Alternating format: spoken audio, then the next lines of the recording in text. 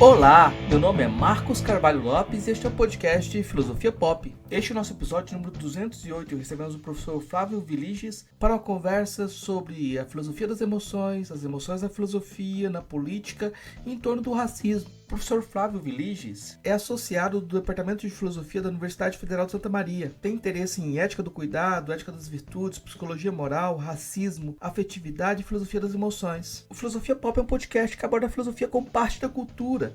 A cada 15 dias, sempre às segundas-feiras, a gente vai estar aqui para continuar essa conversa com vocês. Intercalando com nossos episódios normais, de quando em quando, apresentamos episódios de entrevistas temáticas especiais. Você pode encontrar mais textos e informações no nosso site, filosofiapop.com.br.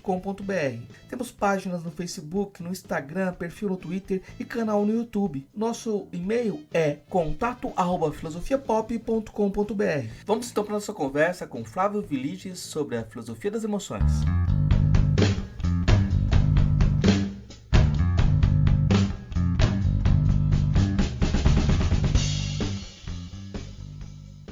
Hoje a gente recebe o professor Flávio Viliges, direto de York, na Inglaterra. Ele é professor da Universidade Federal de Santa Maria. Nossa conversa de hoje vai ser sobre filosofia das emoções. E a pergunta inicial, quase incontornável de quem faz filosofia, é perguntar o que é. Então, eu vou nesse caminho, vou perguntar ao professor o que são emoções. Obrigado, Marcos, pelo convite. É um prazer participar do teu podcast, que tem muitos seguidores, e é um prazer também, uma honra, porque eu aprecio e valorizo muito esse tipo de iniciativa, né, de tentar aproximar o trabalho acadêmico, o trabalho que é feito nos departamentos de filosofia da comunidade, assim, da sociedade. E emoções eu acho que é um dos temas, talvez, que na nossa formação, na dinâmica, digamos assim, da pesquisa brasileira, ele ainda tem recebido pouca atenção, não está sendo tão estudado, né? Agora tem o Felipe, tem mais alguns, o Felipe Nogueira, que está em Lavras, se não me engano. Tem mais alguns pesquisadores também em Santa Maria. A gente tem feito bastante coisa nessa direção, mas ainda é uma área pouco estudada. Só que, falando aí do podcast, né, emoções tem tudo a ver com a vida das pessoas, né, em geral. Então, é até curioso, né, que a gente não fale mais disso, né, dentro da nossa área. Com relação mais direta à tua pergunta, existem várias teorias, na verdade, não tem uma única, como tudo. Mesmo na ciência também tem disputas, né, mas na filosofia, no momento, tem dois grandes grupos, digamos, de teorias, né, que são chamadas teorias não cognitivistas e as teorias cognitivistas. As teorias não cognitivistas foram defendidas, elas são, existe até hoje, né, o Jesse Prince, em parte, pode ser classificado como um não cognitivista, mas o grande expoente, assim, o grande formulador dessas teoria não cognitivista clássica foi o William James. E ela é não cognitivista porque elas afirmam que as emoções, que é, por exemplo, emoções como medo, o medo que eu tenho de um cachorro, por exemplo, o medo ou a raiva que eu sinto de um vizinho barulhento, o William James defendeu essa tese que emoções dessa natureza, né, elas são, na verdade, não são um tipo não envolve diretamente um vínculo intencional com o objeto, né? Elas são respostas corporais automáticas, muito imediatas, digamos assim, né? Eu vejo o cachorro, eu sinto um certo tremor, os músculos se contraindo, e a percepção dessa mudança é a emoção.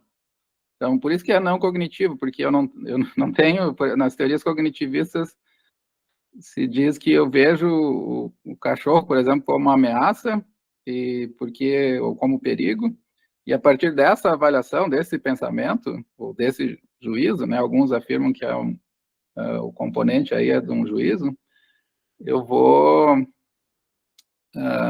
sentir medo, né? Então a emoção ela é essencialmente vinculada ao medo, enquanto no cognitivismo, enquanto o William James diz que ela é essencialmente a percepção de uma mudança corporal. Então não tem...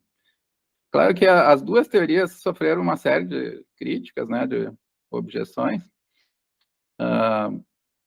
Tanto a versão do William James, quanto do Jesse Prince, no caso da... Jesse Prince é um pouco mais complicado, mas eu poderia apresentar também, mas acho que vai ficar muito extenso. E enquanto as versões cognitivistas da Nussbaum e do Solomon, elas sofreram bastante críticas, porque a ideia, por um lado, a crítica principal contra o James é que emoções, elas são fenômenos, elas envolvem uma certa apreciação da realidade, né? Quando eu sinto medo, eu vejo algo, né, como sendo ameaçador. Então, esse componente, ele é parte, né, da emoção, e a teoria tem dificuldade, em muitos casos também, eu posso ter emoções e não ter reações corporais, né, do tipo que o William James menciona, né? Então, essas teorias não cognitivistas foram criticadas justamente por não dar conta do componente intencional, do fato de que as emoções, elas sempre enxergam, digamos assim, né, apresentam o mundo sob uma determinada perspectiva valorativa, né, como ameaçador, como ofensivo, como causando dano, né, ou como bom, né, no caso da alegria, no caso das emoções boas, né.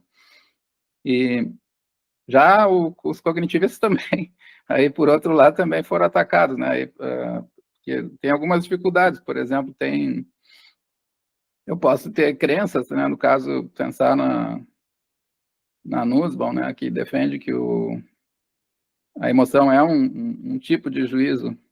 Eu posso ter certos juízos, eu posso julgar, por exemplo, que eu estou perfeitamente seguro num determinado local, como na beira de um precipício, assim, bem protegido, mas mesmo assim sentir medo, né? Então, tem essa dificuldade de compatibilizar ou de mostrar que as emoções sempre são juízos, que elas sempre são sensações corporais. E essa dificuldade, então, levou ao desenvolvimento de teorias mais recentes, que são chamadas de teorias sui generis, né? O Peter Gould, por exemplo, tem um trabalho importante nessa direção. Na tradição fenomenológica também, o Jan Slab, é um professor jovem que está em Berlim, também tem trabalhos importantes nessa direção. Eles tentam mostrar que uma teoria redutiva não consegue dar conta da natureza das emoções. Elas são entidades complexas, compostas por componentes cognitivos, né, como, por exemplo, algum tipo de crença, pensamento, juízo. Elas têm sensações, né, de ordem músculo-esquelética. Elas têm tendências de ação, né, que são respostas comportamentais associadas. Quando eu sinto medo, eu tenho uma resposta de fuga. E elas têm principalmente uma fenomenologia, uma forma de sentir, que é específica de cada emoção, né? Então, esses componentes, eu não consigo fazer uma teoria, digamos assim, satisfatória das emoções, sem mostrar como que esses componentes se vinculam essencialmente com a corporeidade, com o nosso corpo, né? Porque crenças, por exemplo, elas não têm o vínculo de estímulo corporal que as emoções têm. E sensações têm estímulo corporal, mas é de uma outra natureza também, porque elas são sensações. Sentir calor na mão, por exemplo, pode no máximo chamar atenção para tua mão, mas ele não te mostra assim o mundo sob uma certa perspectiva, né, que é o que a emoção faz. É muita coisa já. Eu já estou aqui emocionado. Eu tô tentando responder, se tu me situar aqui, eu tô pensando em situações específicas, assim, em que você é avisado pelas pessoas que você está emocionado, sabe?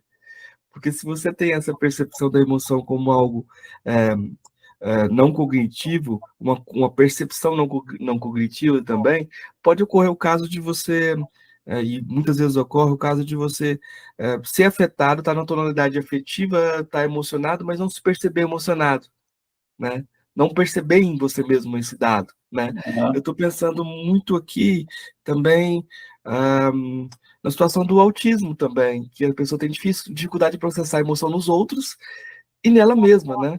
Uhum. Então a gente tem um problema também, que é esse de ahm, como as emoções afetam ah, diversas, diversas pessoas ah, e o tipo, como ela processa, porque tem processamentos diferentes, né? Nisso, eu não Sim. sei se uma teoria só dá conta de todas essas diferenças, né? Sim, eu tendo a concordar com os pontos que você levantou, mas isso é uma amostra de como o universo afetivo é complicado assim de categorizar, né? Da gente conseguir fazer uma teoria que faça, que dê conta, né? Ah, tanto isso é uma coisa que vários autores têm chamado a atenção hoje nas principais pesquisas. Inclusive tem um aumento, assim, digamos, né, das distinções entre fenômenos afetivos que há pouco tempo a gente não tinha, né, como atmosfera afetiva, humores, né, que são moods em inglês, e emoção, sentimento. Então tem uma lista, tem dentro dos sentimentos tem sentimentos existenciais, que é o que o Matthew Radcliffe tem defendido. Então tem uma lista muito variada. E eu assim, parece, não é impossível, né? Porque a gente consegue enquadrar, mas é bastante difícil tu fazer uma teoria unitária, assim, né? Que dê conta satisfatoriamente de todas as emoções, né? E é um problema grande, assim, eu acho que essas teorias, tanto da primeira geração aí do James, do Solomon, da Nussbaum, eles foram muito criticados justamente porque parecia, assim, pareceu para muitas pessoas que havia um reducionismo exacerbado, né? Que é óbvio que tem casos em que a emoção se aproxima de um juízo, né? Mas ou em outros casos que a emoção é evidente, assim, a, a dimensão corporal, né? Mas tem esperança, tem fenômenos como a esperança de fundo, por exemplo, que o Radcliffe chama de um sentimento existencial. Ela é uma forma como tu acessa globalmente, digamos, a realidade, e pessoas que não têm esse tipo de sintonia afetiva com o mundo no seu fundamento, digamos, elas vão ter experiências emocionais completamente diferentes, né? Pensando aqui, sem falar, claro, nesses exemplos que você mencionou, né, de respostas a emoções, por exemplo, tanto no processamento quanto na experiência afetiva de crianças, por exemplo, com autismo, ou pensar pessoas com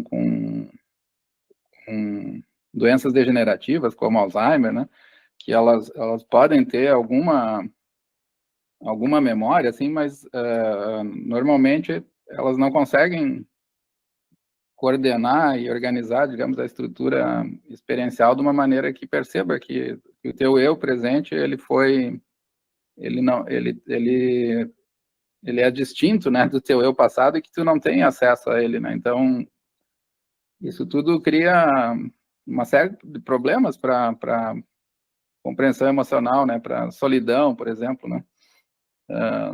Tem uma discussão, assim, de como se os autistas, por exemplo, as pessoas com autismo, as pessoas com Alzheimer, se elas sentem solidão, porque elas, em muitos casos, né, se tu pensar em situações assim mais severas, de fato parece que os vínculos com o mundo eles estão e com outras pessoas eles estão bastante danificados, digamos assim, né, em termos de organizacionais, né, então tudo isso dificulta.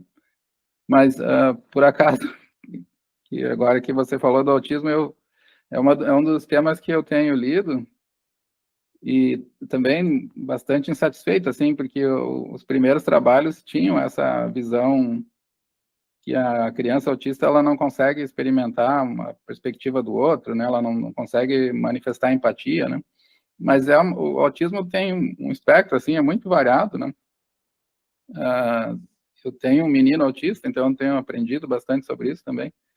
E o que eu diria assim, né, de maneira geral, né? Claro que tem muita detalhamento, assim, muita especificação que precisaria ser feita, mas eu acho que, no geral, o autista ele tem uma forma distinta de experimentar a afetividade. Não é exatamente que ele está bloqueado, né? Tem um trabalho muito bonito da Temple Grandin, que ela menciona o menino que ela conheceu, que ele tinha ele era um autista sensorial, assim, com percepções muito intensas, né, de sons, por exemplo, qualquer pequeno ruído, assim, para ele era uma coisa absurdamente difícil, né, de suportar. Então, e ela fez uma pergunta para ele, ficou um tempo, assim, com ele, uma meia hora, não sei, e ela contando, assim, como que deve ser os processos de pensamento e de como ele estava lidando com toda a luz do lugar onde eles estavam, os ruídos, né, que ninguém percebe, que ele estava percebendo. E depois de um tempo, sim, muito tempo, eu não lembro exatamente, ele respondeu a pergunta dela. Depois ele conseguia, ele gritava, sei lá, fazia coisa assim, porque ele precisava lidar com um excesso de perceptivo que ele estava experimentando. E ele, no final, responde. Então, a gente tem uma tendência, assim, a esperar um padrão, né, comportamental muito semelhante, mas mesmo, então, em humanos normais, digamos assim, entre aspas, né, mas nesses casos, mesmo no próprio espectro, tem variações, e eu diria que em um bom número, a experiência afetiva, ela não é bloqueada, né, ela existe. E a gente aqui tem um pouco de dificuldade de compreender como que se dá esse tipo de experiência. Então tem que avançar mais na pesquisa. Sim, eu tenho, meu filho tem autismo também, a pergunta também tem a ver com essa necessidade de um letramento também sobre as emoções. De você Sim, falar para ele, ó, esse rosto aqui é um rosto de felicidade, esse rosto aqui é um rosto. E ele vai começando a reagir porque ele vai sendo letrado. Então é como se você tivesse uma necessidade cognitiva também, de você organizar as coisas, né? E aí você pode ter. Diferentes relações com esse tema, né? E a ideia de que você tem uma percepção também é uma coisa curiosa, porque às vezes você é tomado por uma emoção forte. Eu estou pensando aqui nos deuses gregos, né? Ou nos deuses dos panteões africanos, né? Que eles muitas vezes são vistos como emoções, né? Que eles levam a pessoa. A gente traduz eles modernamente como emoções, né? Porque eles levam, tomam a pessoa. E aí depois o julgamento da consciência dela é afetado, porque ela foi levada. E socialmente era aceitável esse tipo de situação, né? Mas eu queria voltar num ponto, assim, das distinções que a gente estava fazendo, instrumentais e necessárias até, da diferença entre emoções e sentimentos. Eu já vi alguns autores que falam da diferença, fazem essa diferenciação e colocam os sentimentos como narrativos, né? Que as emoções seriam esses elementos não narrativos e os sentimentos seriam narrativos. Essa distinção faz sentido? Como que você vê essa distinção? é bom. É um tema, é uma pergunta, eu acho que eu mais recebo, assim, eu acho que a minha resposta nunca é satisfatória, porque o que eu digo é que existem muitos sentidos em que a palavra sentimento é empregado, E, por exemplo, hoje mesmo eu estava lendo um texto de um filósofo da Routledge, do manual da Routledge para filosofia das emoções, e ele distinguia entre sentimentos intencionais e sentimentos não intencionais. Sentimentos não intencionais seriam as sensações corporais. E sentimentos intencionais seriam aqueles sentimentos que têm uma certa carga, por exemplo, quando tu te sente cansado depois de um dia de trabalho. Ele está falando sobre ti, do teu corpo, né? Mas ele fala também sobre a tua experiência. Então, ele não é meramente corporal. E ele também distingue entre sentimentos que são que ele chama assim de rasos, né? Como, por exemplo, sentimentos que eu tenho de prazer e dor. A raiva é uma emoção negativa. A alegria é uma emoção positiva. Ela tem um componente de prazer e a raiva tem um componente de dor.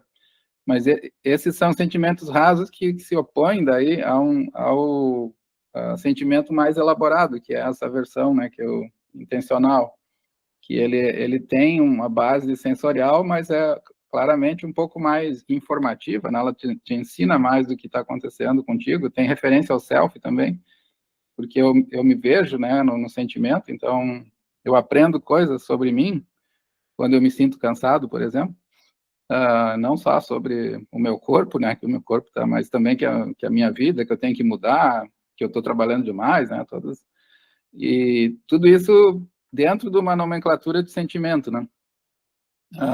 Mas, então, uma distinção inicial, assim, que tu poderia fazer é que as emoções, elas têm componente intencional. As emoções, elas são diferentes dessas sensações, por exemplo, de frio na barriga, desses sentimentos que eu tenho quando eu tenho uma emoção. A emoção é mais complexa do que o sentimento que compõe a emoção. Quando eu sinto medo, sei lá, eu posso ter uma contorção, né? Ou um aperto no peito. Esse aperto no peito, normalmente, ele é caracterizado como um sentimento. Mas ele tem, claramente, as emoções, elas têm sentimentos desse tipo, mas que têm conteúdo intencional. Então, as emoções, elas são, o Peter Gold diz, elas são feeling towards, elas são sentimentos que não se dirigem para o corpo, elas se dirigem para o mundo. Elas estão te dizendo, quando tu está arrependido, tu sente uma série de mudanças no teu corpo, assim, no teu astral, na tua forma de experimentar o teu ponto de vista. Mas tu sente também, tu tem claramente, né, o conteúdo intencional de que tu fez algo errado com relação a alguém, tu errou em tal momento, tu deveria ir lá pedir desculpa. Toda a tua experiência é transformada por esse sentimento que é em parte corporal, muito sutil corporalmente, mas claramente tem conteúdo intencional. Então, uma primeira distinção que poderia colocar assim que o sentimento ele é a parte sentida da emoção. Ele é tanto essas sensações, né, que eu mencionei, quanto as prazer e dor, quanto aí algumas tradições, o Peter Gold diz isso, né? O Peter Gold distingue entre sentimento como sensação bruta e sentimento como direcionado ao mundo, né? Então, a emoção é um tipo de feeling toward, é um sentimento voltado para o mundo. Porque é importante dizer isso, né? A emoção não é pensamento. Então, o componente de sentimento é central nas emoções, tem que ser preservado. Agora, tem alguns autores, o meu querido professor Brum Torres, o João Carlos Brum Torres, já me disse que ele acha que sentimento tem esse sentido que você indicou ali, narrativo, né? Sentimento é uma coisa de longo prazo, então o amor, por exemplo, ele é uma experiência, né, que envolve se enxergar numa relação, né, diferente de uma emoção que tem início e tem fim. Isso eu acho que dá para usar, né? Não vejo problema, assim, mas eu tendo nos meus trabalhos, assim, nas pesquisas, eu tendo a usar sentimento como o conteúdo sentido da emoção. Ele é um componente da emoção. Embora exista, né? Se possa falar em sentimentos também, em geral. Mas, e tem ainda para finalizar, essa noção de sentimento do Radcliffe, né, que é bastante complexa, é nova, né, que ele entende que tem certos estados afetivos que eles não são, eles são pré-intencionais, eles fornecem a base para qualquer vínculo intencional com a realidade. Como a esperança, por exemplo, tu pode ter o luto, ou em certos distúrbios, como psicoafetivos, como a depressão, tu pode ter um sentimento de fundo de realidade, assim, que o mundo, que as coisas estão muito distantes, estão muito afastadas e exigem uma força enorme para chegar até elas e tu não consegue fazer esse tipo de movimento. Então, esse é um uso de sentimento como uma entidade, assim, uma atmosfera afetiva que envolve o nosso corpo, a forma como nós experimentamos o corpo, envolve a forma como o nosso modo de estar no mundo, né, também, que é importante na abordagem dele, por exemplo, né. E tu pode pensar também nesses sentimentos coletivos, né, como, por exemplo, por último, né, de uma partida de futebol, por exemplo, que tem uma certa excitação, assim, no ar, isso também, ou um certo sentimento no cara, por exemplo, com a morte do George Floyd, assim, que teve um sentimento de indignação que atravessou o mundo, né? Todo mundo se conectou com ideias, digamos assim, de injustiça, né? Tu pode falar que tem um tipo de sentimento coletivo nessa direção, mas vai depender muito do autor que você estiver lendo, assim, né? Não tem um vocabulário consagrado, assim, ortodoxo, né, para falar de sentimento. Eu mesmo, cada autor que leio, encontra uma definição diferente, né? Então, não dá para... Não sei se eu te respondi. Não, eu acho que você mostrou que tem uma disputa de visões aí muito curiosa, até porque o sentimento pode ser o prévio ou pode ser o linguístico lá na frente, né, quase, né? Aquilo que é, aquilo que tá antes e aquilo que tá depois, quase, né? Tipo, processamento linguístico, né? Mas é bem curioso como você tem essas dificuldades de você situar e como isso. Eu vou te fazer uma pergunta sobre como isso afeta a filosofia, sabe? Porque você me contou uma história recente desse debate sobre a filosofia das emoções, mas você pode colocar isso no começo da filosofia. E se você coloca essa questão no começo da filosofia, de certa forma você amplia a filosofia, porque tratar das emoções não é uma coisa que só existe no Ocidente, né? Esse debate amplia porque você também coloca lá o Aristóteles, a Nussbaum gosta de colocar isso, né? O Aristóteles pensando no movimento dos animais e como eles, de alguma forma, tinham uma cognição em relação à ação, mas essa cognição tem um elemento sentimental, uma disposição emotiva, né? Eu queria te perguntar isso. O que isso dá a emoções transforma a filosofia, né? A primeira, acho que obrigado pela pergunta, que eu acho que é uma mais importante da nossa conversa. A primeira grande, eu acho, mudança, né, um tipo de afetação, assim, que o estudo das emoções pode ter na filosofia, é perceber que a distinção clássica entre razão e emoção, como duas faculdades completamente distantes e incompatíveis entre si, né, ela é uma grande confusão, digamos assim, né, que se armou, né, não tanto, digamos assim, pelas figuras que examinaram, né, e eu acho que se pode falar, né, em razão e emoção também, mas não, no sentido um pouco mais preciso, assim, se você pensar, por exemplo, em atividades intelectuais, né, como você acabou de mencionar, qualquer atividade racional, né, como explicar um fenômeno envolve curiosidade, que é um estado, é um tipo de afeto, né? Envolve a raiva, às vezes ela potencializa a tua habilidade para responder, né? Só responder críticas, né? De adversários de uma forma mais consistente, né? Agora tem alguns estudos que tentam mostrar que a ansiedade também ela é cognitivamente vantajosa, que quando eu tenho uma prova, por exemplo, fico ansioso, então a tendência, é claro que pode perder o controle da ansiedade também, mas a tendência é potencializar, assim, pensar, ver se tu leu tudo, se está bem preparado, né? Então ficar num estado mais cognitivamente, assim, ela dispara, né? Processo de reflexão e raciocínio, né?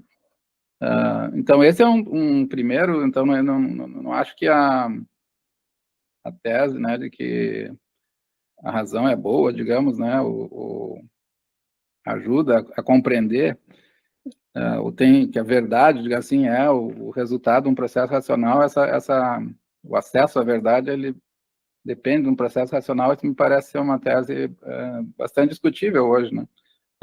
Eu gosto de dizer para os meus alunos que tem certas verdades que elas dependem de um tipo de atenção empática, de um tipo de abertura amorosa, assim, para o teu objeto, né? Tu pensar, por exemplo, tem a Catherine Eldin, a Margaret Little, elas têm vários textos, assim, mostrando que tem certos componentes da realidade que eles só são acessíveis se eu entro num certo estado de vínculo afetivo, vínculo emocional.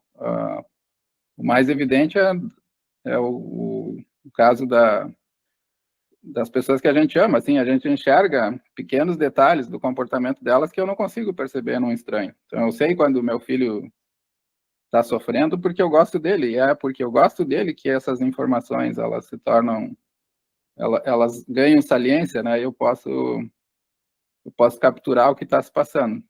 Então, uma primeira, eu acho importante, transformação, eu diria, né, de como a filosofia ela pode se complexificar, assim, e perceber, né, que a racionalidade ela tem muito de afetividade envolvida, né?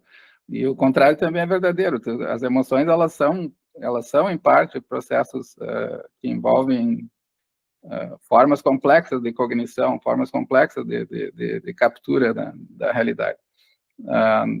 As emoções na política, por exemplo, isso é bastante evidente, né? As emoções elas têm, assim, tu tem uma arquitetura emocional básica que pode ser acionada para o nosso próprio benefício. O medo, por exemplo, é um caso interessante para a gente discutir essa questão.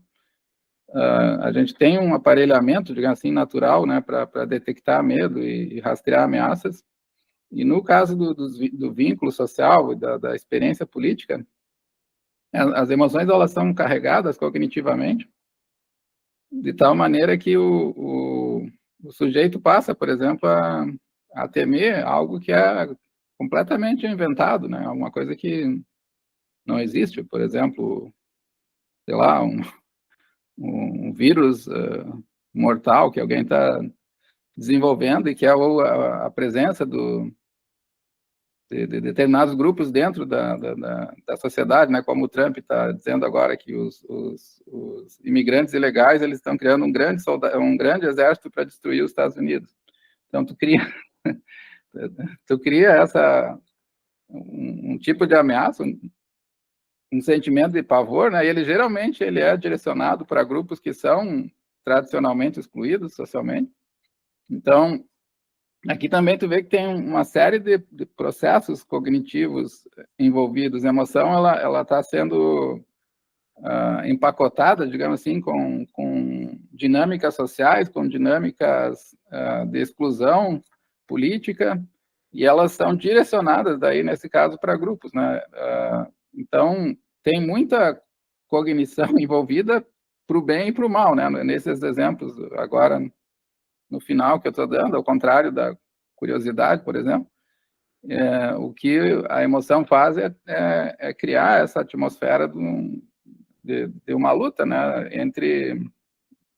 entre grupos sociais, né, de ressentimento, raiva, ódio, desejo de destruição, tudo em função de uma articulação, digamos assim, política com base na nossa vulnerabilidade, no nosso medo de perder emprego, medo de ser morto num assalto, né? Então, políticos, especialmente, têm uma habilidade muito grande para mobilizar emoções nessa direção. Mas não é porque as emoções são desenfreadas, né? Ou elas, óbvio, né? As pessoas fazem coisas sob emoção, que depois se arrependem. Mas elas são desenfreadas porque teve uma série de instituições sociais que alimentaram essas emoções distorcidas, né? Por isso que o trabalho de controle, digamos assim, né, de regulação emocional, não é um trabalho individual, é um trabalho da sociedade. Tu precisa criar formas que envolvam maior compreensão do que significa comunidade moral, do que significa conviver com diferenças, para que essas emoções elas não venham a ganhar, né, a força e a influência que elas têm tido, né, na atualidade. Então, mas isso tudo eu digo justamente mostrando, né, que os polos da razão e da emoção aí eles estão muito mais próximos do que a gente numa leitura assim superficial, tende a compreender.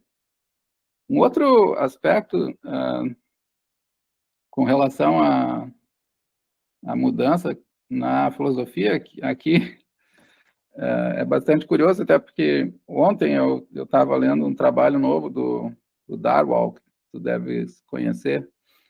É um professor de ética de Yale, bem famoso. O pessoal aí do Floripa já convidou ele esteve no Brasil também, num evento em Salvador, ali, o Simpósio Sul-Americano de Filosofia. E ele tem um livro agora, se chama O Coração e Suas Atitudes, que ele tenta mostrar que a filosofia sempre foi essa coisa muito fria, assim, de ficar no argumento, e muitas vezes as pessoas evitavam mostrar, né, quanto elas estavam gratas por alguma coisa, ou evitavam mostrar que elas estavam esperançosas com um certo aluno. E então ele está falando da filosofia institucionalizada e como as práticas, entre aspas, racionais, assim, meio frias, mais objetivas da filosofia, tendem a impedir a manifestação desse tipo de afeto, né, de gratidão, de esperança, de perdão. E ele diz que ele demorou muito, então, e agora ele percebe que ele mesmo cometeu esse tipo de erro e está querendo, nos últimos textos dele, tentando mostrar assim como a filosofia também pode mudar, o ethos filosófico pode mudar na medida em que a gente cria ambientes assim mais cooperativos, né, que são mais ele diz que não são da ordem moral do respeito, como, por exemplo, eu não posso fazer certas coisas porque eu vou ofender a pessoa. Eles são da ordem da pessoa se sentir que merece.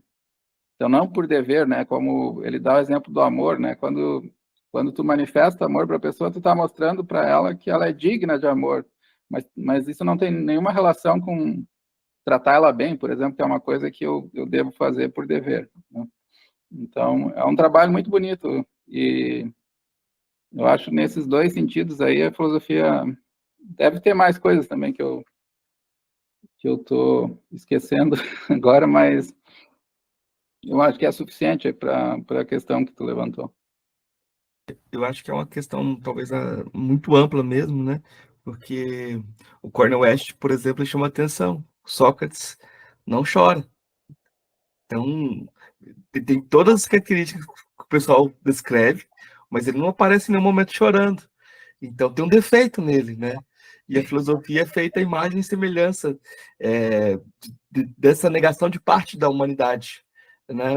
Se você coloca o Sócrates como exemplo moral, eu fiquei pensando assim, como em alguns casos a, existem certas pessoas que se colocam no palco público como reis filósofos, né?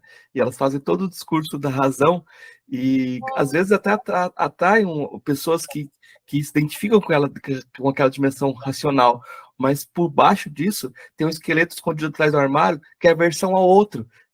Eu tenho razão, eu estou pensando em certos políticos, tá?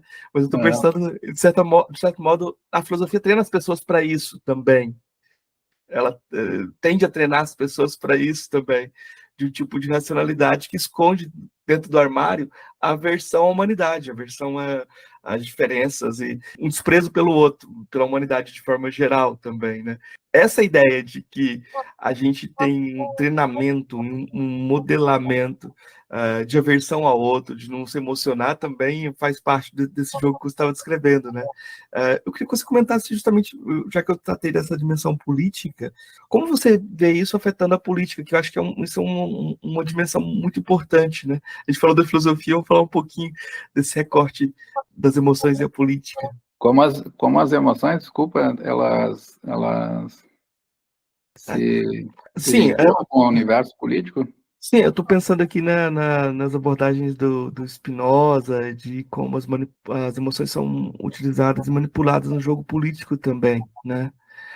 Talvez a gente tenha o nosso caso na política filosófica, o ideal socrático de comportamento tem essa dimensão de negar aspectos emocionais, alguns aspectos emocionais. Mas quando a gente pensa na política de um modo geral, a tonalidade afetiva que você estava comentando sobre ela, como isso ela afeta a política, como isso tem sido visto, ou isso não é objeto tão de análise? Aqui também eu tenho esse componente inicial que eu já mencionei, né, do carregamento, né, digamos assim,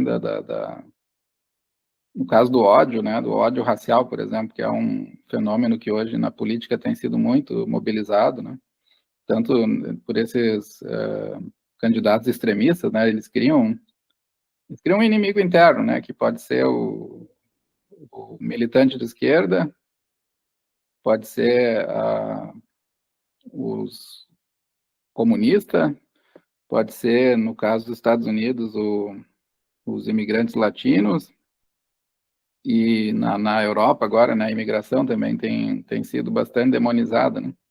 Então, aqui tu tem uma primeira perspectiva, né, que é essa dimensão que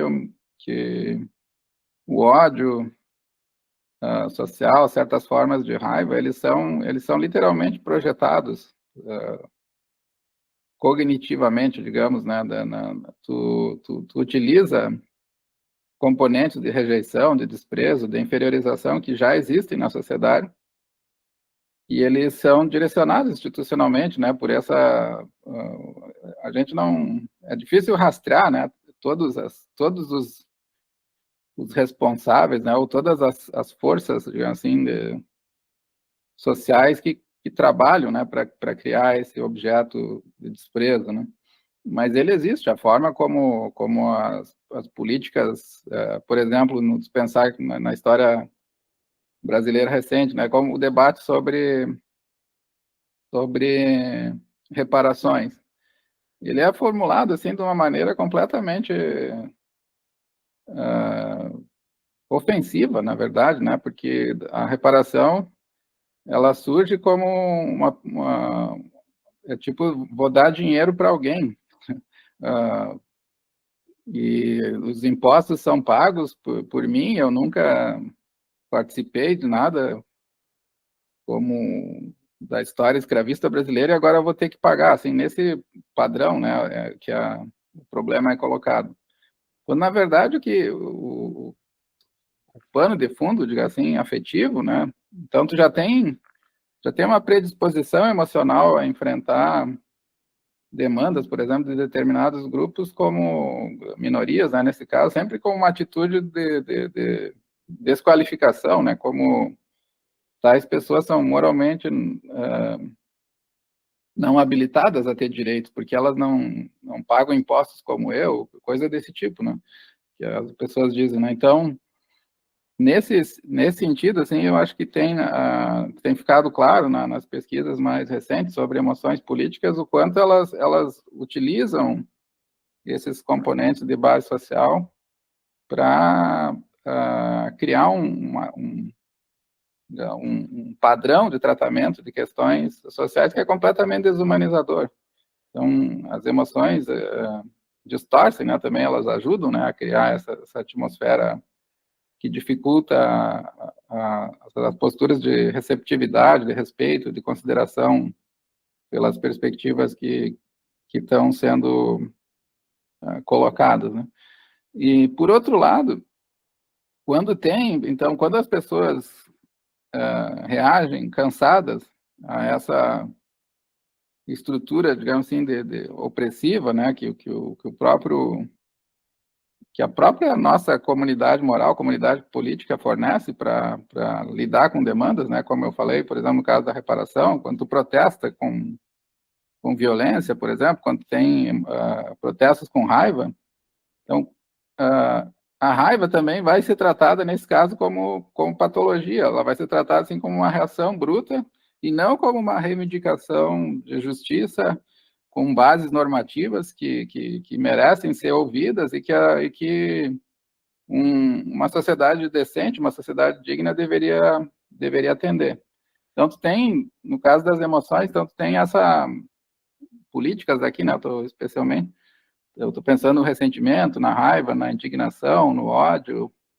Tu pode pensar também, né, nesses sentimentos de amor, de empatia, de solidariedade, mas principalmente as emoções que são tratadas como negativas, elas têm um grande componente de construção, e quando elas vêm de grupos minoritários, elas são sempre tratadas não como portadoras de um certo conteúdo intencional, de alegações sobre justiça, elas são tratadas como explosões. Então, por um lado, tu intensifica certas emoções danosas, e por outras, quando tu tem expressões legítimas, né, de base emocional, tu silencia, né, que é a ideia que foi abordada muito também pela tradição feminista, né, que da raiva feminina como uma patologia, né, tu não é uma explosão, né, ela não está reagindo a todo um sistema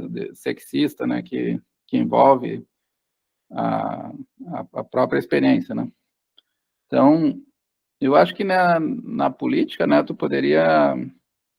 É claro que tem aspectos positivos, né, esses tempos em Santa Maria, ela teve um protesto muito grande por uma aluna que escreveu no Instagram, não sei, numa dessas redes sociais, frases racistas contra os seus colegas de curso.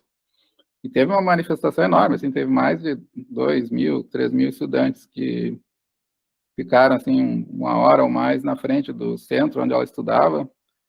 E aquilo criou uma comoção na cidade, criou uma comoção no campus, na cidade, e fez com que o reitor, por exemplo, se tomasse providências, fez com que os delegados, as pessoas que queriam conduzir o inquérito, porque a tendência é que esse tipo de dano, né, moral e interpessoal e pessoal, individual, ele tende a ser tratado com menos caso, assim, porque não é uma coisa que envolve propriedade, envolve pessoas que já não são socialmente inferiorizadas, né? E quando essas emoções surgem e se manifestam, elas fazem com que as pessoas reajam com mais responsabilidade, elas fazem com que as pessoas procurem entender quem falhou. Então, nesse sentido, também, emoções são positivas porque elas criam um tipo de vínculo, de unidade social que torna crimes, por exemplo, mais transparentes, né? Como, nesse caso, a violência do racismo, que tende a ser tratado, né, como algo que daqui a pouco se esquece, né? Quando tem indignação, quando tem resposta pública, assim, quando tem emoção política envolvida, a tendência é que essas questões sejam tratadas de maneira mais séria. Tem alguns autores também que mostram que o amor, por exemplo, tem um papel importante na política, justamente porque as pessoas se vinculam, né? O antirracismo, por exemplo, é um movimento fortemente marcado pelo amor, né? Tu tá lutando pelos teus filhos, pelas pessoas que tu ama, para que elas sejam tratadas. Então, o vínculo dentro do ativismo, ele se dá por esse sentimento, né? De irmandade, de proximidade. Então, tem várias perspectivas que tu pode analisar as emoções na política, muito ricas e muito interessantes, muitos trabalhos bons, né, que eu também não conheço completamente, mas que tem me interessado assim cada vez mais, porque tem se mostrado importante para entender os fenômenos políticos contemporâneos, né, da análise das emoções.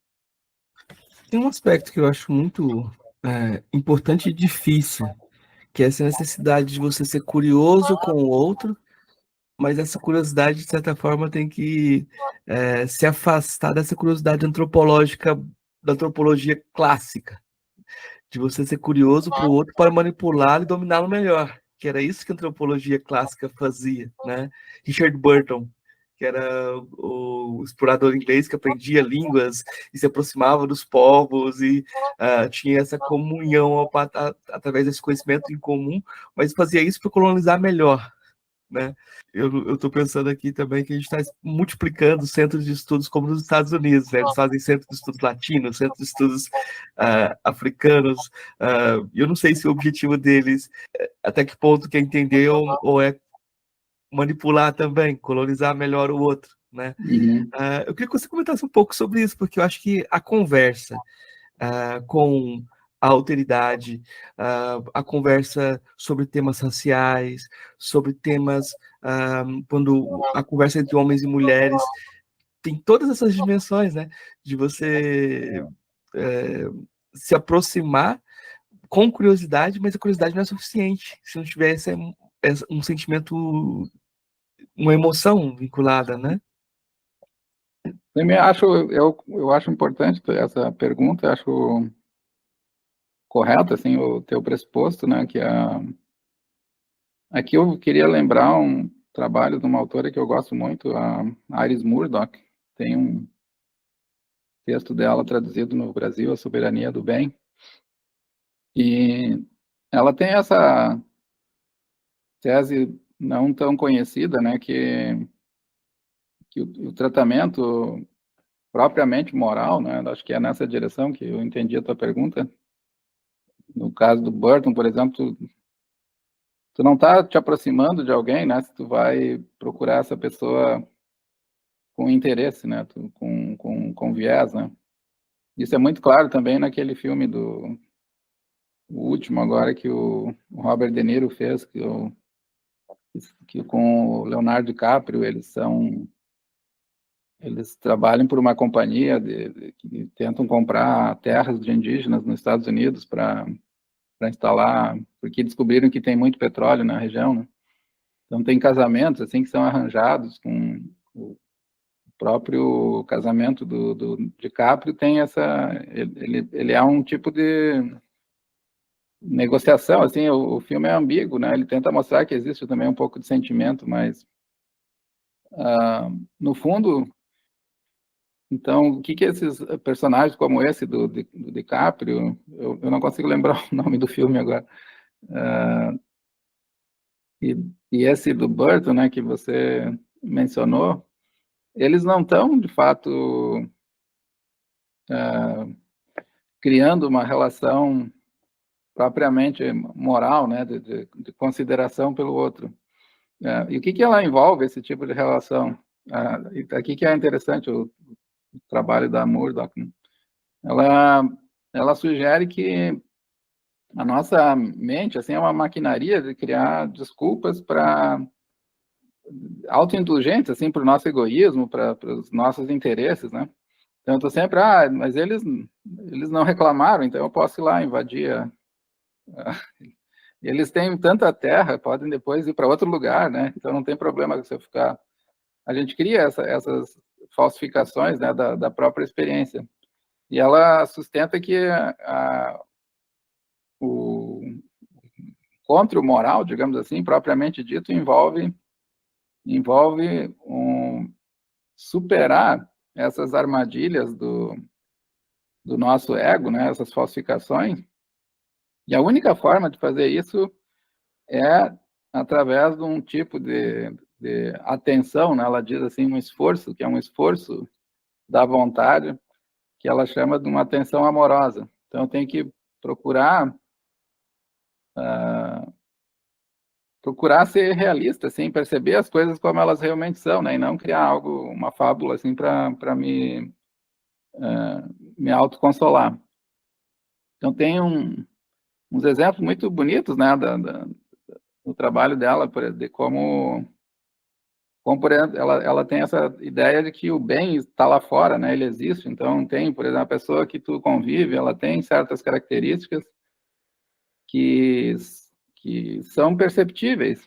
Então, eu não posso falar coisas de, mas tu sempre está implicando, né? Esse tipo de afirmação que a gente faz, porque, às vezes, esse tipo de juízo, ele é uma falsificação. Então, a perspectiva propriamente moral envolve superar um tipo de, no caso dela, né, de uma atenção empática, de um amor empático, né, em direção ao outro.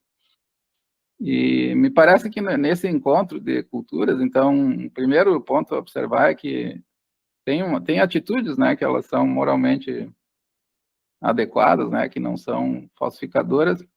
E uma outra questão que eu também queria colocar é, ela vem aqui, isso eu aprendi com um texto da Linda Alcoff, chamado O Problema de Falar por Outras Pessoas, que tem aí, alguém no Brasil traduziu. É um texto muito bom também, eu acho que vai na direção, né, do que tu está colocando, porque tem várias maneiras de fazer essa abordagem, né, de temas que envolvem outros grupos, né, sei lá, da luta feminista, do antirracismo, né, e algumas apropriações, elas não são orientadas por um princípio de escuta, assim, de tentar fazer sentido e valorizar a perspectiva das pessoas com as quais nós conversamos, né? Então, ela sustenta que não existe um bloqueio, digamos, de falar pelos outros, mas o que de fato não funciona é a apropriação, né? Assim, como se alguém pudesse descrever a experiência de outra pessoa sem manifestar algum grau de abertura, né? E atenção, né, para a perspectiva que ela está tentando articular. Eu acho que essa questão é muito difícil mesmo, e a gente, de certa forma, a gente fica preso nela, porque, de certa forma, o pessoal tem tomado a política como uma construção de adversários, construção de inimigos, né? Construção de outros. A literatura infantil está cheia de monstros aí, e o tempo todo eles querem te ensinar que os monstros vêm da gente mesmo. Mas, por outro lado, a mídia vai sempre mostrando, ou a política vai sempre trabalhando com essa construção de monstros, né? Você é uma fábrica de construção e destruição de monstros, né? Mas eu queria comentar que a gente enfatizasse um pouco esse ponto do racismo, que eu acho que é um ponto mais candente. Eu estou aqui, esse exemplo do Richard Burton tem a ver com a experiência minha um pouco na Unilab, em que eu orientava um grupo de hip hop e eles tinham um trabalho científico também sobre as canções e sobre o trabalho de produção. E eu comentava com eles, quando vocês forem em eventos científicos, apresentem o trabalho que a gente estudou, apresentem esse desenvolvimento que a gente fez aqui, esse trabalho teórico, porque as pessoas vão ter curiosidade sobre vocês, muitos estudantes africanos, e vão deslocar a conversa sobre histórias pessoais. De repente, vocês vão estar falando de histórias pessoais, vão estar agradando o narcisismo do outro, mas vão deixar de ser vistos como cientistas, pessoas que têm um trabalho em comum, né? Por isso que eu pensei nessa curiosidade do Burton. Eu acho que a gente tem que ter muito cuidado para não cair nela. Mas quando a gente fala de racismo, é muito difícil, é um problema muito, muito complicado de aproximações, de aproximar-se, porque tem significados distintos, assim. Eu não sei se a gente pode falar de um sentido unívoco, até em algumas emoções a gente fala de emoções culturais, né? Mas, por exemplo, o que o racismo é para um africano que teve a sua infância na África e veio para o Brasil mais tarde, é diferente do que o racismo para um brasileiro que está aqui desde sempre, né? Sim. É como se a pessoa não tivesse equipamento emocional até para entender que está sofrendo racismo, né? Eu queria que você contasse um pouco, você tem trabalhado a questão do racismo e as emoções. Não, esse é um tema do caráter cultural, né, das emoções também, é um tópico clássico, né, da tradição. Por acaso, é uma área que eu não estudei muito, mas eu conheço alguns estudos de uma socióloga alemã, que não vou conseguir lembrar o nome dela agora, mas ela tem um estudo tem essa disputa dentro da sociologia das emoções entre os naturalistas, que dizem que as emoções elas são tipo um pacote biológico, né, que nós nascemos com certas emoções, e tem os culturalistas, que sustentam que as emoções elas não existem, assim, elas na verdade elas nascem da experiência cultural, né, dentro da sociedade. E é um tema dificílimo, assim, de responder, mas ela tem um trabalho muito interessante com grupos da Turquia, da região mais isolada das montanhas da Turquia, que são grupos assim muito tradicionais, muçulmanos, e ela foi para essa comunidade para estudar o amor. E eles têm uma concepção completamente diferente da nossa, né, do amor como um amor para nós, amor romântico, por exemplo.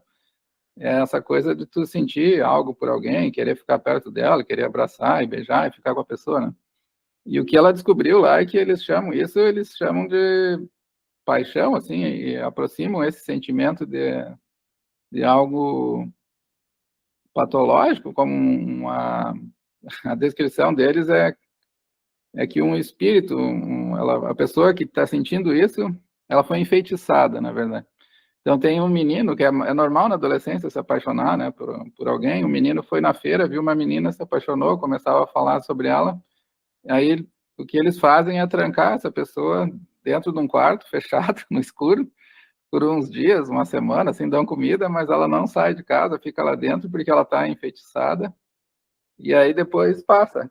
Então, esse sentimento patológico, né, que a gente chamaria de amor, eles têm como uma patologia. E o que para eles é o amor é a aprendizagem do convívio. Então, os casamentos eles são arranjados e a pessoa vai convivendo, vai aprendendo a conviver com o outro, como a pessoa pensa, que ela gosta, e respeitando o outro e tal.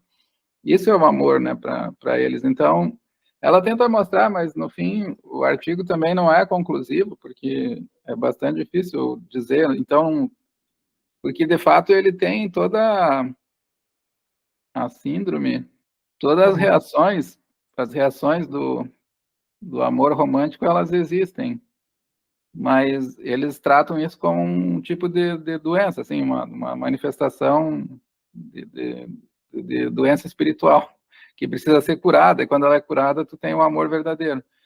Então, não é fácil dizer o que é a cultura, né, o que é a natureza nas emoções, né. Acho que eu diria que elas são adaptadas, assim, mas a gente tem, eu imagino que nós temos uma carga evolutiva, assim, de um pacote emocional pré-programado, digamos assim, né, formatado, e depois ele vai ser preenchido aí pela forma como a cultura ensina. No Japão, por exemplo, tem essas coisas da manifestação de medo, né, em público.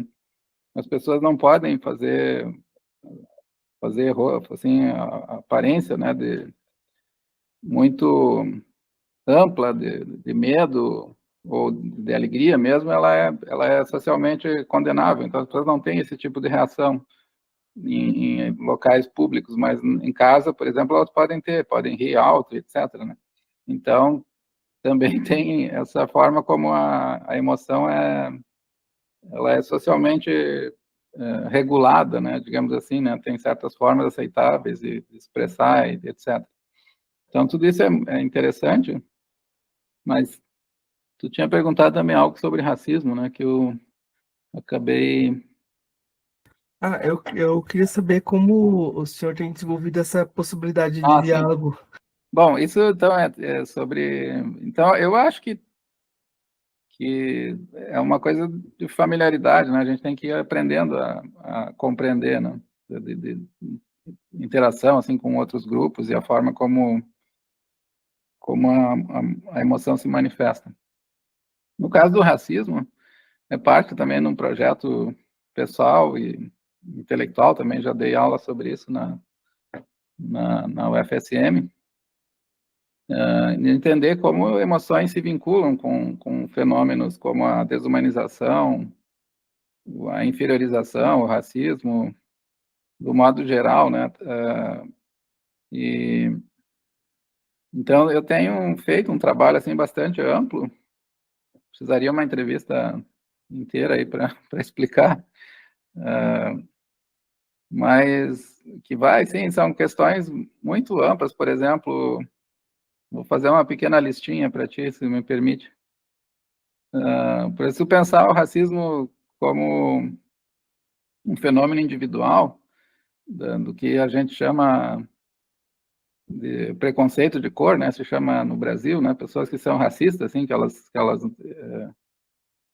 não querem tocar, elas não confiam em pessoas negras, por exemplo, ou de outros grupos também, ciganos, sei lá, chineses.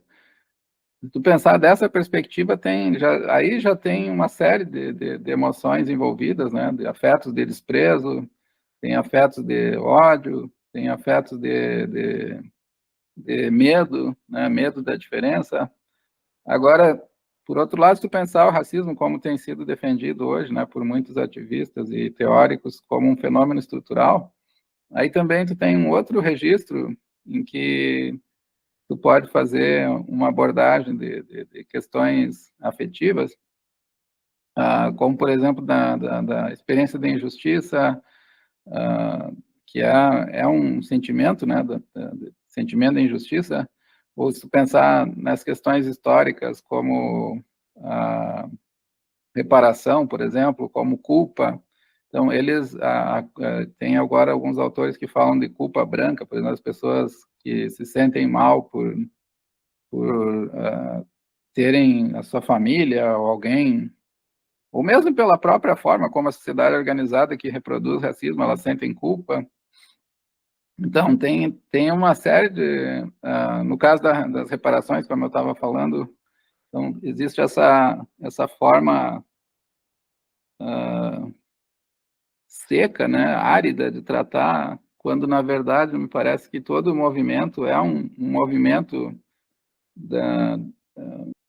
que deveria haver, né, de natureza coletiva, assim, se perceber que uma parte da nossa comunidade, né, no caso da comunidade brasileira, do povo brasileiro, uma parte da nossa população significativa foi a vida inteira, né, por séculos, assim, os seus antepassados foram martirizados, sofreram, e que isso é uma mancha, né, que a gente deveria, de alguma forma, mostrar que, que tem significado moral coletivo, né, que nós enxergamos esse passado e que nós temos desejo de que isso não se repita, né? Então, precisa uma encenação afetiva, de afetos de receptividade, de afetos de reconhecer erros, né, históricos, e nada disso está acontecendo no Brasil, né? Então, a forma como os sistemas têm sido tratados é da maneira mais diferente, mais grotesca, mais agressiva, assim, que se poderia imaginar, né? Então, falta uma maturidade afetiva, social, né, de compreender que que são temas sensíveis, que tu precisa aproximar com desses temas, né, com empatia, com consideração, com mesmo respeito, né, mas o respeito não é, ele precisa ter uma conotação afetiva também para ser adequado, né, nesse tipo de caso. E não existe, né?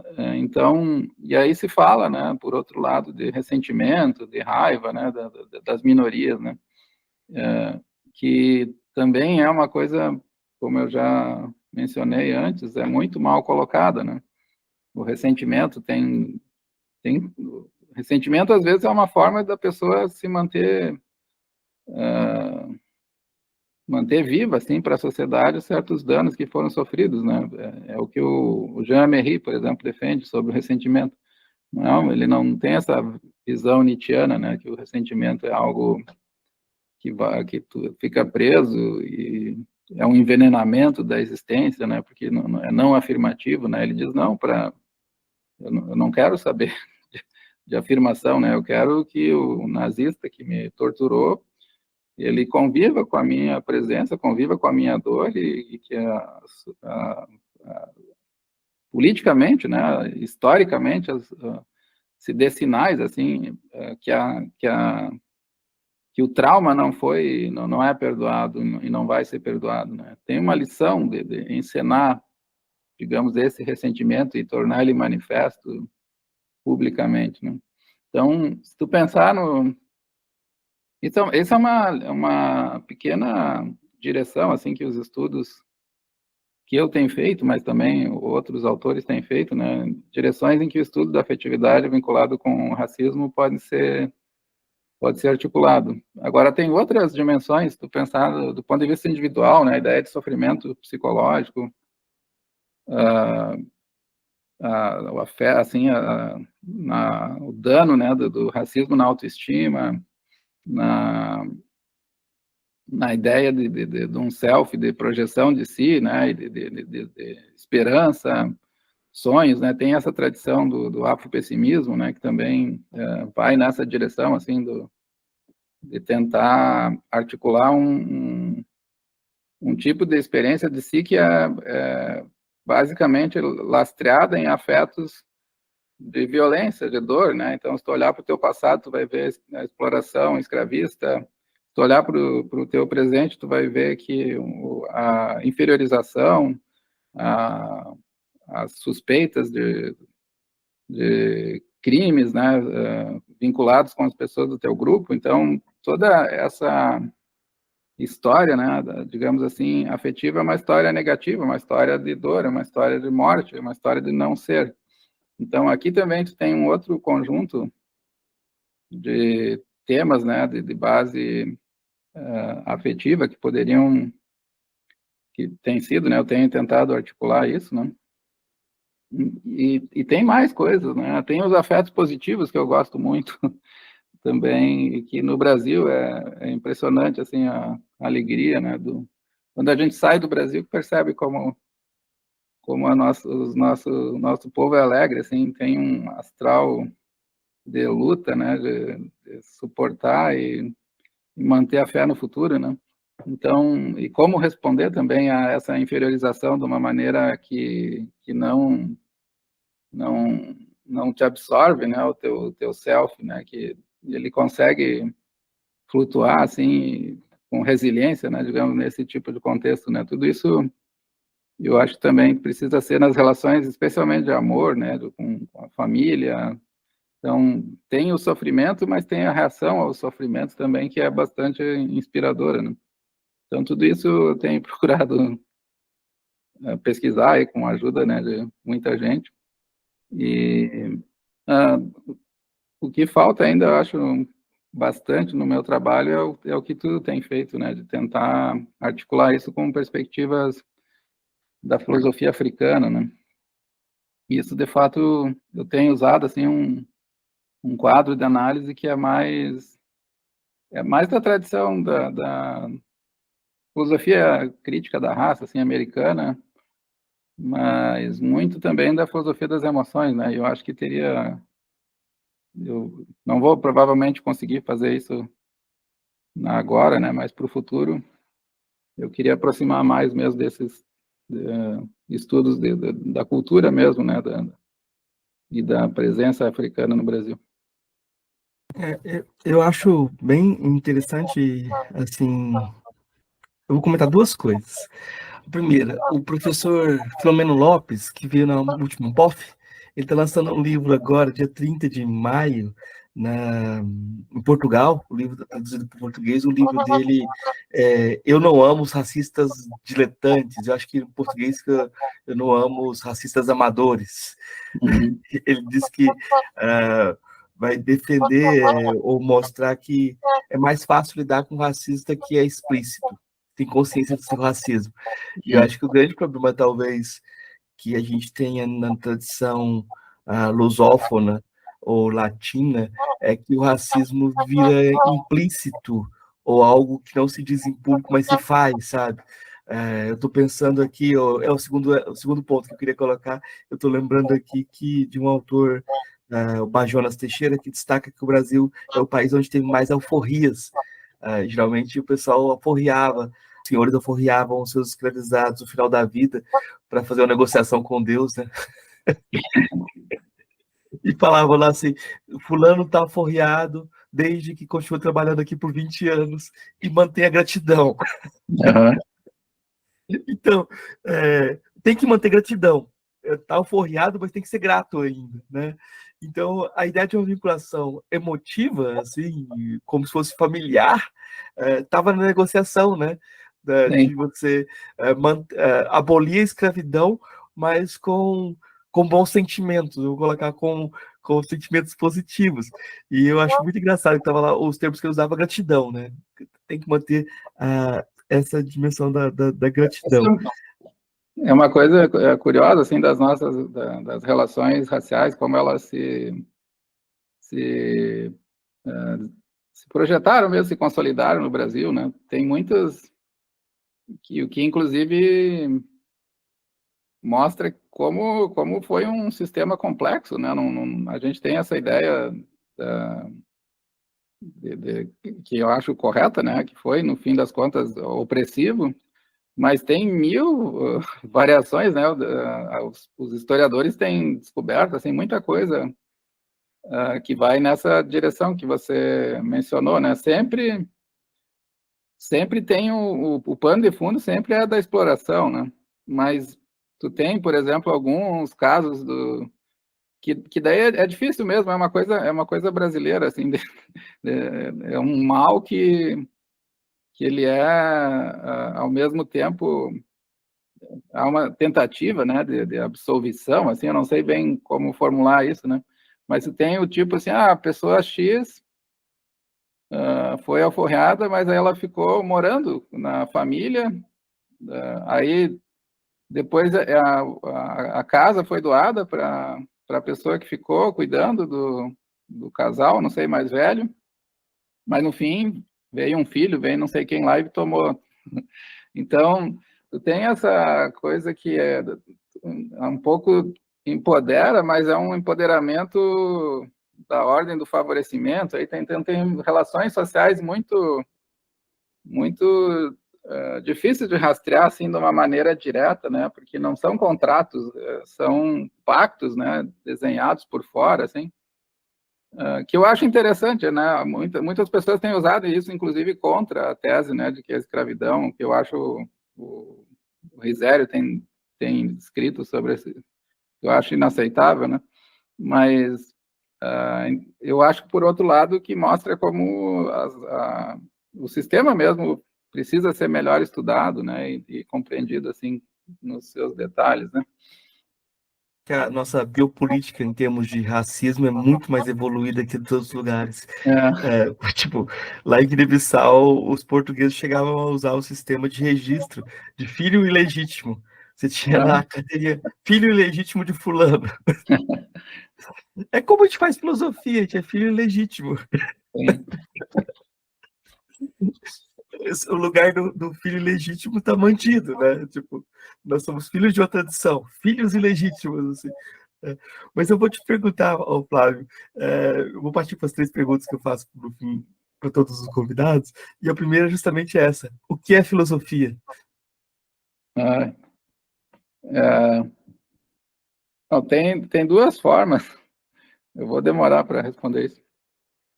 Tem duas formas de responder essa pergunta. Então, uma delas eu chamo de resposta formal, assim, a filosofia é um tipo de investigação que tem um objeto, assim como outras ciências têm um objeto.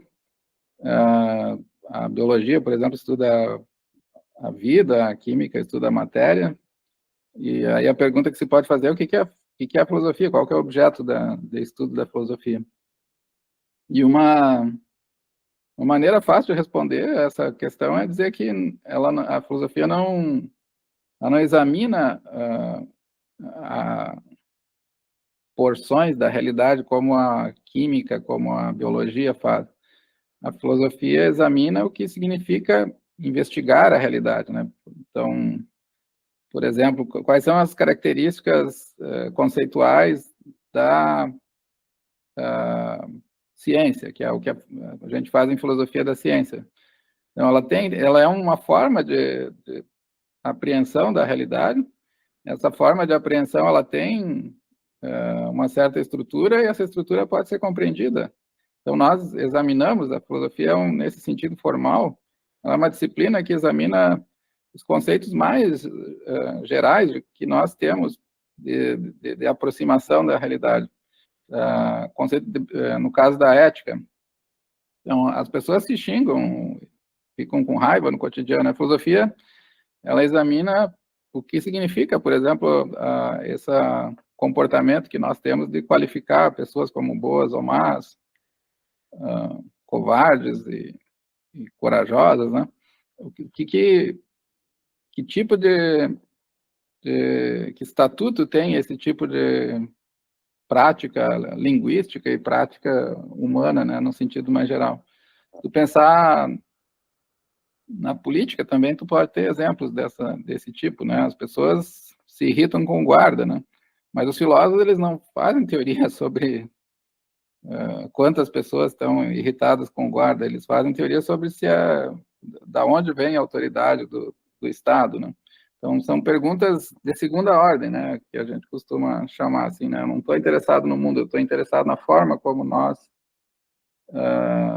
compreendemos a nossa e como nós articulamos, digamos, a nossa presença no mundo. Então, claramente, aí a filosofia ela está numa posição distinta das ciências, né, me parece. Embora eu acho que tem filosofia empírica também, né, agora, mas a nossa função, então, é tomar essas categorias mais fundamentais que nós usamos para compreender a realidade, a nossa vínculo comunitário, nosso vínculo moral, nosso vínculo estético, religioso, e tentar articular isso numa teoria sistemática, né, que eu acho que é o central. Agora, tem uma outra coisa que eu queria acrescentar, que eu acho que filosofia também, esse trabalho intelectual, acho que ele altera a nossa forma, altera não no sentido como causa e efeito, né? Mas ele tem potencial para que a gente assuma uma perspectiva distinta em relação à vida, né? Então, eu acho que filosofia também, ela é aquele conceito que o Pierre Hadot consagrou, né, da filosofia como modo de vida. Eu acho que a reflexão sobre esses temas de fundo, ela tem potencial, assim, de reorientação, né, de a gente perguntar, afinal, são as perguntas clássicas da filosofia, o que eu faço aqui, qual que é a minha finalidade, qual é o meu destino, e o que eu devo buscar, né? Então, eu vejo a filosofia como sendo um trabalho conceitual, teórico, de estudar as bases epistêmicas, metafísicas, linguísticas da realidade, e por outro lado, também um trabalho prático, assim, de mudança existencial, de transformação da personalidade, para que a gente não viva uma vida tão automática e tão impulsiva, né, como as pessoas têm tendido a viver, né? Das filósofas ou filósofos que você conheceu pessoalmente, qual foi o que mais lhe impressionou? Eu, vários, né? Eu tive uma relação, assim, muito de admiração, de realmente de ficar impressionado, né, com o talento, assim, o gênio, digamos, a capacidade, né? Foi com o Barry Stroud, que é um professor de Berkeley, e com um orientador que eu tive na Califórnia, que é o David Kopp também, muito inteligente, assim, muito profundo, tudo que eles diziam, né? Mas aqui no Brasil, aqui na realidade filosófica brasileira, eu tive vários grandes professores, né? O Porchat, acho que é de longe assim a pessoa mais admirável que eu conheci. Mas eu gosto muito, admiro muito também o Bruno Torres, o Robson Reis, meu colega em Santa Maria, por razões diferentes, assim, né? As pessoas têm características diferentes, né? Como filósofos e como pessoas, mas todos eles me foram e das mulheres, né? Eu tive poucas professoras mulheres. Acho que isso é uma coisa, uma experiência comum, né? Mas ultimamente o que eu mais leio são trabalhos de autoras, né? Da tradição feminista que trabalham com emoções, né? Então, digamos assim, o meu grupo de heróis aí, como alunos, são a maioria homens, mas na leitura são mulheres. Gosto muito da Iris Murdoch, da Nancy Sherman, da Margaret Little, essa filósofa que eu falei, enfim, a Nussbaum, tem uma lista enorme, né, da a Miranda Fricker, enfim, tem muito grande de autoras que também me interessam e que eu admiro. Qual que é a sua filósofa ou filósofo favorito? Ah, não tem filósofo favorito, acho, de leitura. Eu gosto de muita coisa. Eu gosto em filosofia das emoções, eu gosto muito dos trabalhos da Nancy Sherman, é uma professora americana. Gostei de ler o livro da Sarah Ahmed, a Political Culture of Emotions, acho que isso se chama. Eu gosto da Nussbaum, mas não tanto. Ultimamente, sim, agora, para usar uma referência muito próxima, a filósofa que eu mais admiro hoje é a Amia Srinivasan, que é uma filósofa que trabalha em Oxford, muito jovem, mais jovem, tem 30 e poucos anos, e muito talentosa, gosto muito do trabalho dela. E o filósofo que eu mais gosto, sei lá, o Peter Gold, eu estou gostando muito do Matthew Radcliffe, aqui, o filósofo com quem eu estou trabalhando no momento. Professor, eu queria pedir indicações. O que você indicaria de leitura, de filme ou de música para os nossos ouvintes? O que você achar interessante de Sobre indicar? emoções? Sobre o que você achar interessante, porque aí já está aberto. Ah, filmes, esse filme recente, eu tenho uma péssima memória, Anatomia de uma Queda, eu achei um filme interessante. É Assassino da Lua das Flores mesmo, eu vi aqui pelo que eu estou vendo na internet. E de livros, nossa, tem tanta coisa legal para... Não, tem esse do Darwin, que chama O Coração e Suas Atitudes. Richard Darwin, acho que é o primeiro nome dele. Meu Deus, como a minha memória é ruim. É Stephen Darwin. The Heart and His Attitudes é um livro bom para ler sobre esses temas. No Brasil tem um livro muito bom, que é o Valor das Emoções, do Michael Stocker, se consegue baratinho, por R$ 30. Esse livro é uma maravilha, muito bom. Esse do Fiéis às Nossas Emoções, do Robert Solomon, também é um livro bom. Eu estou querendo traduzir o livro do Peter Gold, chamado The Emotions, que é um livro importantíssimo na área da filosofia das emoções. Tratar das Paixões, de Descartes, também é um texto importante. a investigação do Hume. Tem muito material nessa área, né, que vale a pena conhecer e estudar. Muita coisa sendo publicada.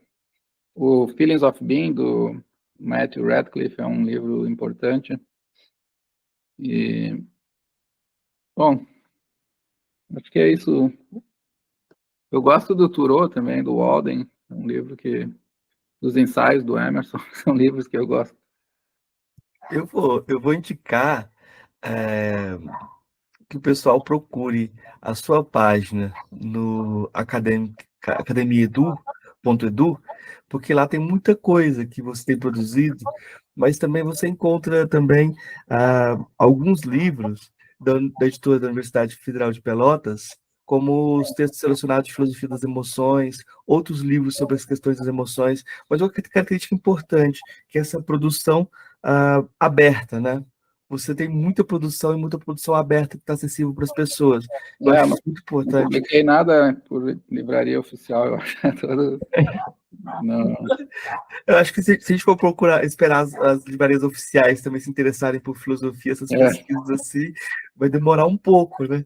Mas eu acho que é muito importante que antigamente o pessoal produzia por livrarias, mesmo de universidades. Aproveitar o espaço aqui para anunciar que agora, até julho, a gente vai publicar um livro só com verbetes relativos a racismo. Então, tem um verbete da Stanford sobre raça, um verbete sobre filosofia, crítica da raça, sobre reparações, sobre ações afirmativas, sobre discriminação, sobre discurso de ódio. Vai ser um baita volume, textos excelentes, e vai ficar disponível lá na coleção Investigação Filosófica do NEPFIL, lá da Universidade de Pelotas. Essa coleção é uma preciosidade justamente por isso, essa produção pública e muita coisa para ampliar o discurso. É um material de boa qualidade, né? Assim, os textos são sempre muito bons. Eu tinha separado o Fiéis das Nossas Emoções para indicado, Robert Solomon, só que eu queria, então, indicar outro livro dele, Paixão pelo Saber, eu acho que é o nome do livro, um menorzinho, porque tem uma coisa interessante. Ele é um dos filósofos que amplia o cânone da filosofia, né? Ele tenta trabalhar com filosofia intercultural. Eu acho que essa abordagem dele é muito interessante. Nos trabalhos sobre história da filosofia, geralmente ele leva a filosofia para dialogar com filosofias africanas, indígenas, orientais. Então, o Solomon tem essa pegada bacana. E eu vou indicar um livro de literatura que está aqui na minha mesa, que é o Casa de Bonecas, do Ibsen, Henrik Ibsen.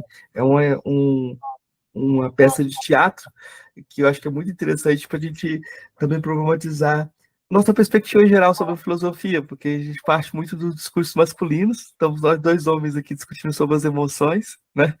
E uma das críticas que a gente pode sempre fazer à filosofia é essa perspectiva hegemônica masculina e como isso cria uma cegueira, como isso cria uma dificuldade para ver muitas das ambivalências, né? Eu acho que o Flávio também indicou alguns textos do Hume.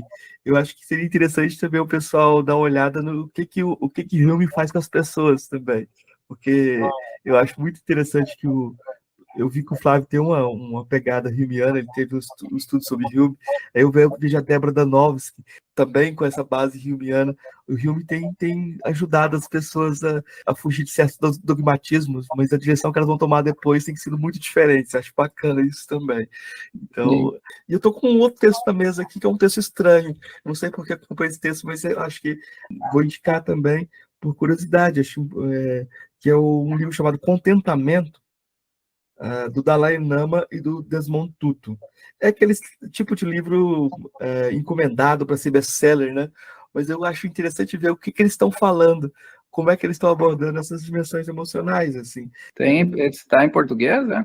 Tá em português, assim, eu acho que Eu não sabia, mas é um livro que eu gostaria de ter também. E tem um debate sobre perdão envolvendo o Desmond Tutu, né? Eu estava lendo sobre isso na época da Comissão da Verdade, lá na África do Sul, né? Ele tem uma posição, assim, bastante cristã, né? Assim, de perdão. Mas tem muitas pessoas que estão criticando essa posição, então eu acho que seria legal ler o livro dele. Obrigado pela indicação. Eu acho que acaba sendo necessário a gente ver como essas perspectivas se chocam também, porque eles são muito amigos e tem muita coisa em comum, mas tem alguns pontos assim que os dois acham que não é possível chegar tão longe, né? Numa direção ou noutra, né? Por exemplo, o Dalai Lama está sempre falando para você se colocar na perspectiva mais ampla para se passar do sofrimento individual. E às vezes o Desmond Tutu acha que potencializar essa dimensão individual pode ser interessante, né? Eu fico imaginando como você pode combater o racismo se você tomar uma perspectiva tão ampla. Então, eu não sei, eu acho que é interessante ver a diferença. Outra indicação que eu estava esquecendo, que é importante também, o canal do YouTube do professor Flávio, né?